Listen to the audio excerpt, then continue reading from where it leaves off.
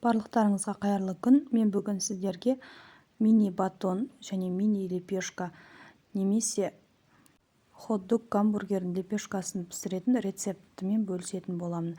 Менің видеом сізге пайдалы болса, каналыма лайк басып тіркелуді ұмытпаңыз. Бізге қамыр ашыту үшін май, дрожж және тұз керек, және 1 стакан жылы су, жылы сүт керек болады. Қажетінше ұн. Барлығын араластырып, жұмсақ қамыр ашытамыз. Қамырымыз жұмсақ болу керек, және қамыр жұмсақ болған кезде нанымыз да жұмсақ болады.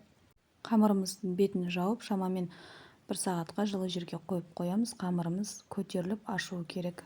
Ашыған дайын қамырымызды қажетті бөліктерге бөліп аламыз. Мен мини батон және лепешка және гамбургердің лепешкасын жасаймын. Ең бірінші мини батонның қамырын дайындап аламыз. Ол үшін мини батоны сияқты қылып, кішірек қылып бөліп, қамырды ұзынша етіп жайып аламыз. Және рулет сияқты айналдырып орап отырамыз.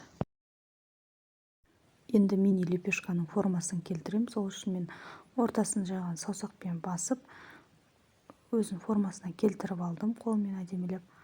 Сіз өздеріңіздің фантазияларыңызға қарай лепешканың формасын келтіріп алсаңыздар болады.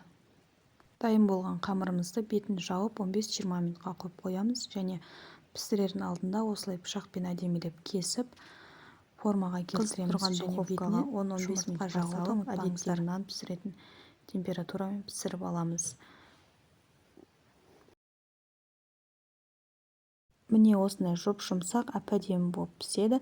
Егер менің рецептім сізге ұнаса, пайдалы болса, менің каналыма тіркеліп, лайк басуды ұмытпаңыздар.